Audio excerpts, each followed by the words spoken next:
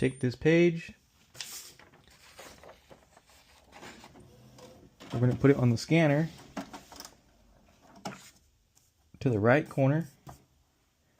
Then I'm going to push this button right here on the right bottom to scan. It's going to do the little alignment scan for us.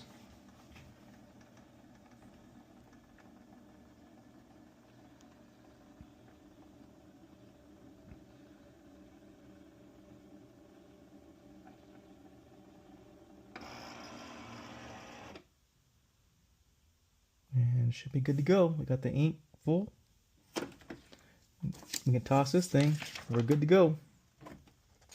That's the HP 3632.